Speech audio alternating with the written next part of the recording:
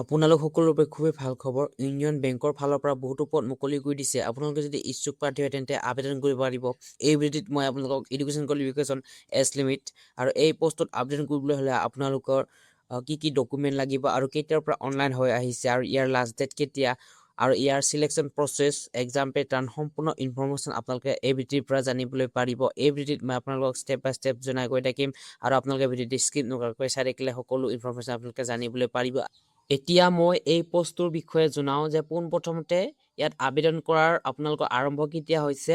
29 এপ্ৰিলৰ পৰা আৰম্ভ হৈ আছে আৰু ইয়াৰ লাষ্ট ডেট 19 মে।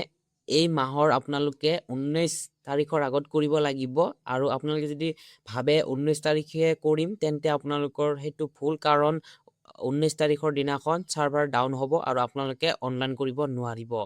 অনলাইন এক্সাম টেণ্টেটিভ হয় মে'টো নহয় বাৰু, জুন জুলাই মানত দিব আৰু এইটো খুব ফাষ্ট হয় আৰু এই যিটো নেকি আপোনালোকে ইউনিয়ন বেংক দেখিছে এইটো খুব ফাষ্ট আৰু আপোনালোকে আপোনালোকে 2-3-4 মাহৰ ভিতৰত আপোনালোকৰ চিলেকশ্যন পৰ্যন্ত আৰু জব আপোনালোকে গোটেইখিনি পাব আপোনালোকে, ঠিক আছে।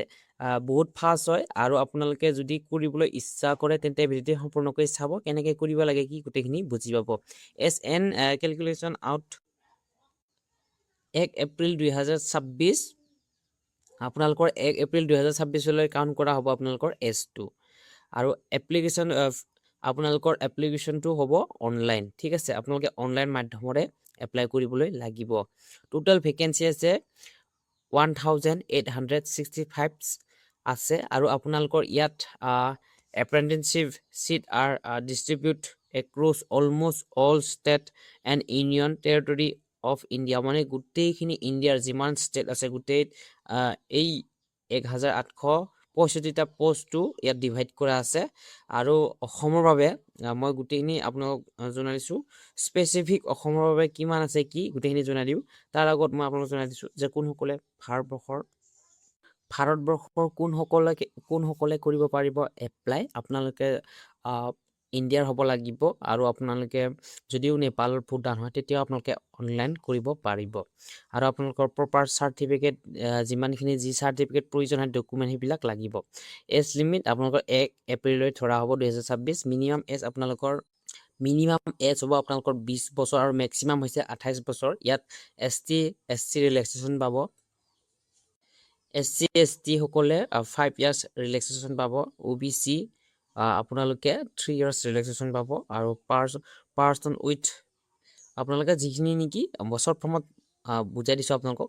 PWBD সকলে ইয়াতে দুটা থাকে, আনৰিজাৰ্ভ আৰু EWS থাকে, সেইসকলে 10 ইয়াৰ্ছ আৰু আপোনালোকে 10 ইয়াৰ্ছ ৰিলেক্সেশ্যন পাব। ইয়াৰ লগত আৰু OBC 13 বছৰ আৰু SC/ST সকলে 15 বছৰ পাব। আৰু মই আপোনালোকক এইখিনি জনাই দিলোঁ। আপোনালোকে নিজে অফিচিয়েল ৱেবছাইটত ভিজিট কৰি আপোনালোকে নিজে চাই ল'ব পাৰে। এডুকেশ্যন কোৱালিফিকেশ্যন আপোনালোকৰ গ্ৰেজুৱেট ডিগ্ৰী ইন ডিচিপ্লিন আপোনালোকৰ from recognised university or college. আপোনালোকৰ মিনিমাম আপোনালোকৰ গ্ৰেজুৱেট প্ৰয়োজন হ'ব। আপোনালোকে এই পোষ্টত আবেদন কৰিবলৈ হ'লে যিসকল গ্ৰেজুৱেট কৰিছে তেওঁলোকেহে পাৰিব আৰু যিসকল গ্ৰেজুৱেট কেণ্ডিডেট বা পাছ আউট হোৱা নাই তেওঁলোকে কিন্তু নোৱাৰে। যিসকল গ্ৰেজুৱেট বৰ্তমানত কৰি আছে তেওঁলোকে নোৱাৰে কিন্তু। আৰু ইয়াত আপোনালোকৰ 1 year অৰ মোৰ অফ জব এক্সপিৰিয়েঞ্চ আপোনালোকৰ ইয়াত এক্সপিৰিয়েঞ্চটো খুজিছে, 1 বছৰ এক্সপিৰিয়েঞ্চ লাগিব। লেংগুৱেজ ৰিকুৱাৰমেণ্টটো আপোনালোকৰ ঠাই অনুযায়ী হ'ব।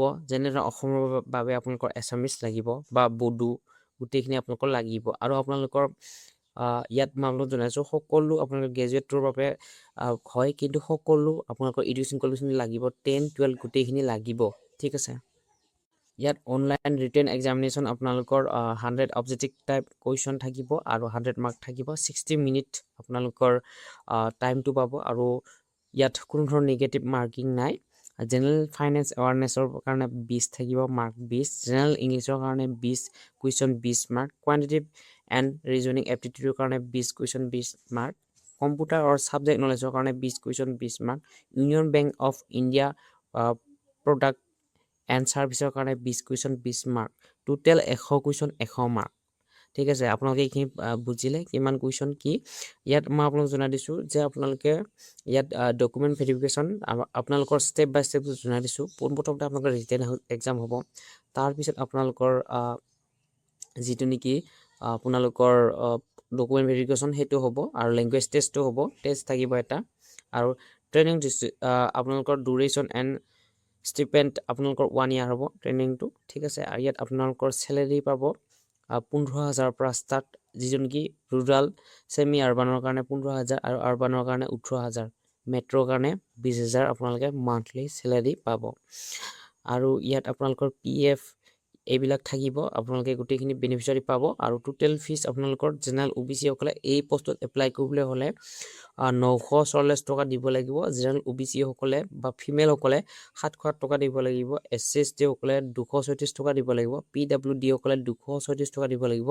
ট্ৰান্সজেন্ডাৰ সকলে 236 টকা দিব লাগিব এই পেমেন্ট আপোনালোকে UPI আপোনালোকে UPI ধৰা হ'ল নেট বেংকিং ইন্টাৰনেট থ্ৰুদি বা credit card debit card through the আপোনালোকে পেমেন্টটো কৰিব পাৰিব এই কিটা থ্ৰুদি আপোনালোকে পেমেন্টটো কৰিলে আপোনালোকে পেমেন্টটো সুন্দৰকৈ হৈ যাব আৰু আপোনালোকে পোনপ্ৰথমতে এপ্লাই কৰিবলৈ হ'লে ৰেজিষ্ট্ৰেশ্যন কৰি ল'ব লাগিব অফিচিয়েল ৱেবছাইটত গৈ আপোনালোকে ৰেজিষ্ট্ৰেশ্যন কৰাৰ পিছত গোটেইখিনি ফৰ্ম ফিল আপ কৰি আপোনালোকৰ যিখিনি ডকুমেণ্ট প্ৰয়োজন হ'ব ডকুমেণ্টবিলাক সেইবিলাক ডকুমেণ্ট আপোনালোকে ইয়াত দি দিব যেনে ধৰণৰ আধাৰ কাৰ্ডৰ JPG আণ্ডাৰ 1 MB ভিতৰত খুজিছে পাছপোৰ্ট সাইজ ফটোগ্ৰাফ JPEG আপোনালোকৰ আণ্ডাৰ 1 MB গোটেইখিনি 1 MB ভিতৰত আছে ঠিক আছে কোনকেইটা PDF লাগে কি ইয়াত মই জনাই দিছোঁ কাষ্ট চাৰ্টিফিকেটখিনি PDF লাগিব কাষ্ট চাৰ্টিফিকেটটো PDF লাগিব ঠিক আছে ইয়াত সেইটোৱে মেনশ্যন কৰা আছে ইয়াত মই এই ভিডিঅ'ৰ ডিছক্ৰিপশ্যনত অফিচিয়েল আপোনালোকৰ যিটো নেকি লিংক অনলাইন কৰিবৰ বাবে সেইটো মই আপোনালোকক দি দিছোঁ আপোনালোকৰ যদি কিবা সুধিব লগা আছে এই